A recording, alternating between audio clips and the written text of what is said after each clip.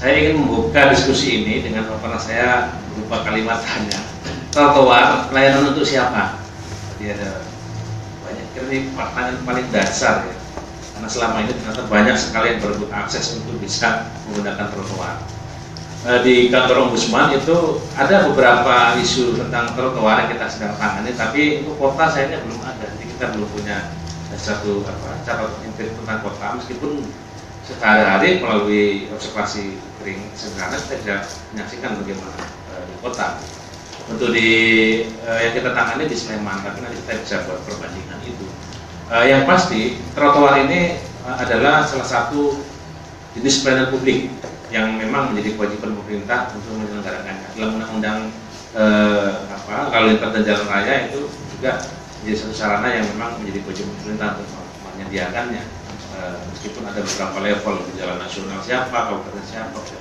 Hari ini saya akan mencoba memberikan pengantar. Tentu ini harusnya yang menyampaikan orang yang ngerti, menguasai tata ruang gitu ya, arsitek dan sebagainya. Tapi saya coba mencari berbagi untuk memantik diskusi kita tentang pengetahuan dasar soal apa itu trotoar dalam konteks sebagai fasilitas pelayanan publik berupa barang publik.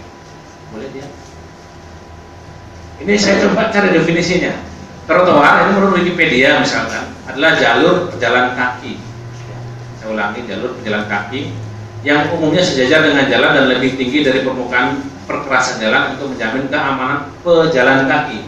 Lagi-lagi pejalan kaki ya, kata tengahnya yang tersebut. Kalau menurut Bina Marga ini yang suka bikin jalan ini. Trotoar adalah jalur perjalan kaki yang terletak di daerah manfaat jalan, diberi lapis permukaan, diberi elevasi lebih tinggi dari permukaan kekerasan jalan dan pada umumnya sejajar dengan lintas jalan. Lanjut boleh. Nah, kalau undang-undang lalu lintas dan jalan raya ini juga mengatur, dan ini menjadi satu undang-undang induk yang kemudian kalau ada terjadi penyalahgunaan, terjadi malfungsi ya, itu rujukannya ke sini, termasuk tadi disampaikan oleh Ibu moderator. Di dalam Undang-Undang 25 tahun 2009 tentang lalu lintas dan jalan dan angkutan jalan, itu misalkan begini, setiap jalan yang digunakan untuk lalu lintas umumnya wajib dilengkapi dengan perlengkapan jalan.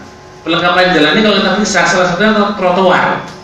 Jadi wajib, di situ wajib dilengkapi dengan trotoar salah satunya.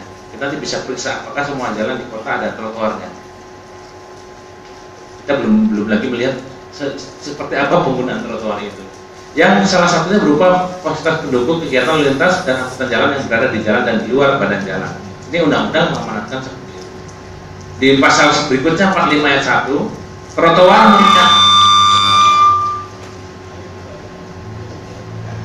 trotoar merupakan salah satu fasilitas pendukung penyelenggara lalu lintas dan angkutan jalan di antara fasilitas lainnya seperti lajur sepeda, tempat penyeberangan pejalan kaki, halte, dan fasilitas khusus bagi difabel dan manusia usia lanjut.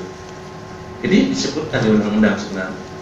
Yang selanjutnya di pasal 131, ketersediaan fasilitas trotoar merupakan hak pejalan kaki.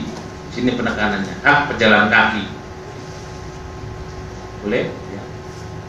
Ada lagi PP tentang jalan. Peraturan Pemerintah nomor 34 tahun 2006 tentang jalan. Di sini disebutkan juga bahwa ruang manfaat jalan meliputi badan jalan, saluran tepi jalan, dan ambang pengamannya. Ruang manfaat jalan itu hanya diperuntukkan bagi median, pekerasan jalan, jalur pemisah, bahu jalan, saluran tepi jalan, trotoar, lereng, ambang, dan seterusnya. Dan yang ketiga, trotoar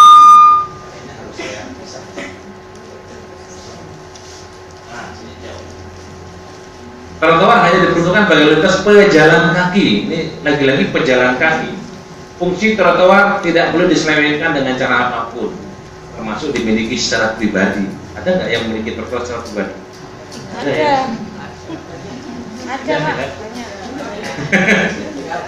Nanti kalau ditanya, ini kan itu tanah mbah saya, gitu kan. Dulu kan jalan itu sebelum dilebarin kan selalu seperti itu. Ini tanah mbah saya dulu gitu kan. Jadi saya bisa memiliki secara pribadi. Nah, kalau kemudian trotoar itu adalah jangan ada di sini gitu. Saya coba di sini aja Bu ya.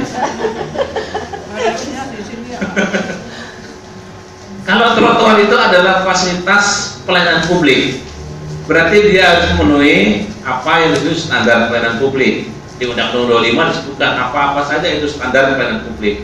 Standar pelayanan publik itu adalah satu instrumen untuk mengukur apakah yang disediakan itu sesuai dengan yang diharuskan. Pengharusannya apa? Ada undang-undang, ada mungkin kepatutan dan sebagainya.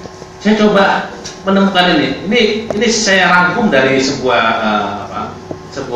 website blog gitu ya, blog yang menurut saya ini bisa setidaknya untuk menjadikan acuan tentang standar pelayanan trotoar seharusnya seperti apa. Meskipun nanti kita bisa cek apakah di kota misalkan sudah ada aturan yang mengatur soal kalau bikin trotoar ini seperti ini loh standar minimalnya harusnya seperti ini. Itu bisa kita jadikan alat untuk mengecek nanti seberapa terpenuhi kualitas itu ketika ada trotoar di kota. Ini saya rangkum dari blog tersebut. Di bawah ada 7 syarat trotoar yang baik dan bagaimana contohnya. Ini kira-kira standar pelayanan minimal trotoar kira-kira gitu ya. Jadi karena kami belum menemukan di kota ada atau tidak ada standar pelayanan trotoar itu. Pertama, boleh ya. Sebelum pertama ditegaskan lagi pada fungsi utama trotoar adalah sebagai layanan untuk pejalan kaki.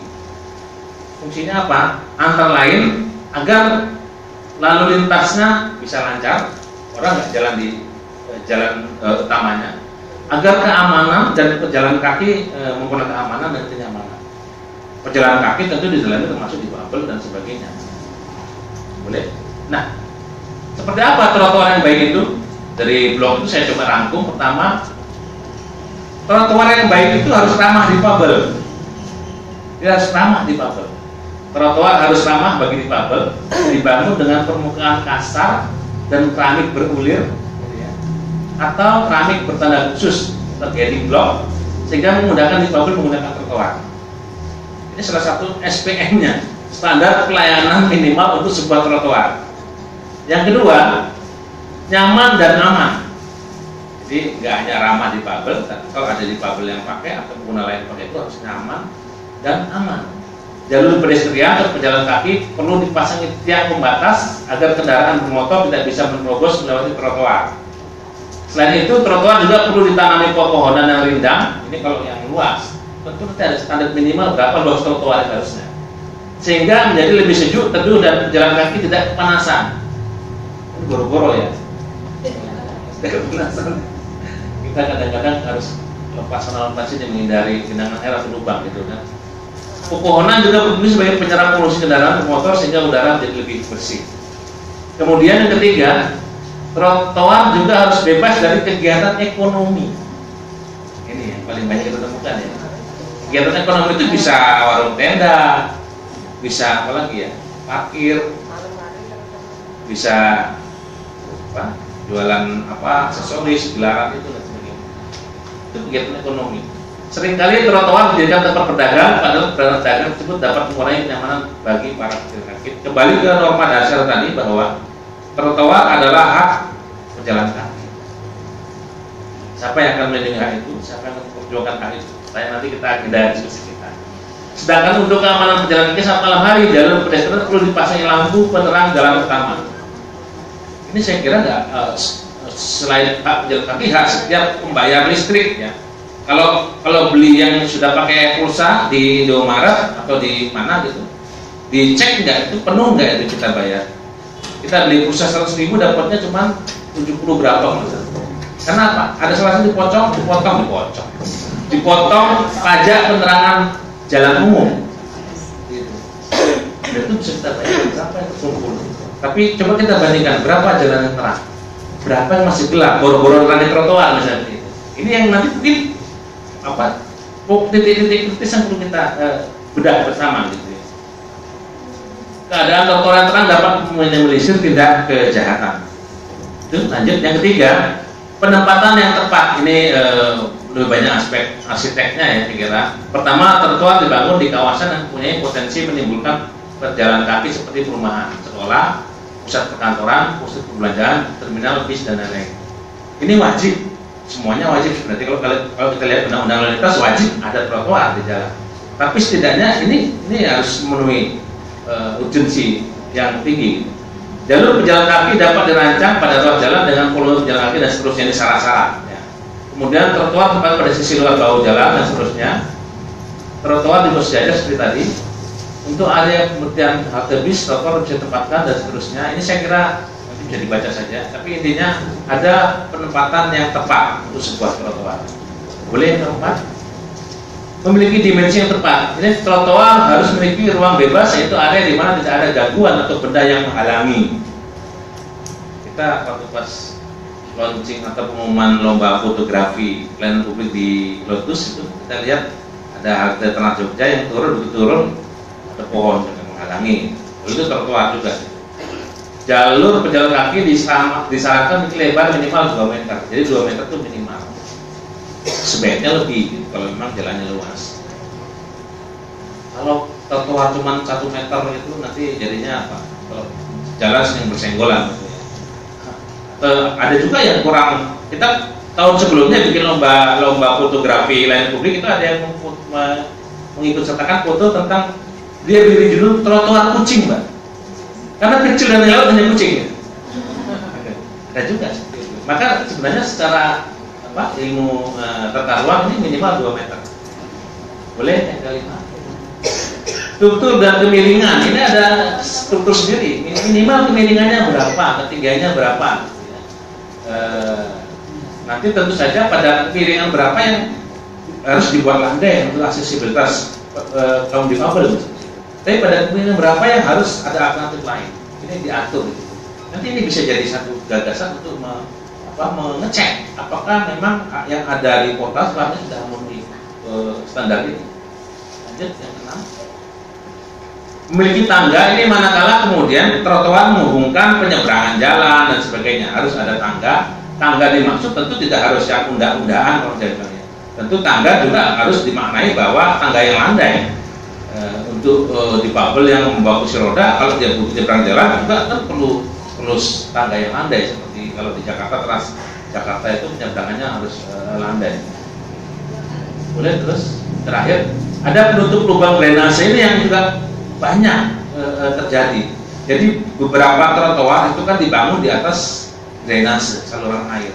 Tapi seringkali kita menemukan lubang drainase terbuka atau jebol dan itu lama nggak ditutup sehingga orang bisa saja jalan jeblok seperti itu. Ini nanti kita bisa yang sederhana kita cek. Hari ini kita menyebar orang jalan di trotoar di pinggir daerah ada berapa bolong drainase? Ini banyak. Ini belum kemudian tidak drainase tapi konblok yang jeglong-jeglong karena memang tanahnya ambles dan sebagainya. Itu juga akan rawan untuk kemudian pejalan kaki bisa terjatuh. Apalagi di pabel. Itu saya kira. Terus ini contoh-contoh yang saya coba cari di yang baik ini contohnya. Saya memang ambil contoh yang baik nanti biar yang kurang memenuhi syarat kita diskusikan bersama. Ini di Surabaya. Ini lebar ya. Kemudian rame dan ada pohon. Yang selanjutnya ini di Bandung. Ada kursinya, ada kombinasi sama taman. Dan nyaman sekali. Ini di Jogja tapi Jogjanya yang Malioboro nih kayaknya. Belum yang di mana gitu ya. Nanti ibu-ibu tadi narasumber berikutnya bisa menampilkan hasil penelitian yang empirik mengenai seperti apa kita. Saya hanya ingin merangsang saja. Seperti inilah cita-cita kita harusnya trotoar di kota gitu ya. Mudah-mudahan semua bisa seperti ini. Itu siapa itu bukan Bu Anu ya. Baik, saya kira itu terakhir. Terima kasih. Ini hanya pengantar saja, nanti kita bisa diskusi lebih teknis, lebih strategis dalam si keberadaan trotoar di kota Jakarta.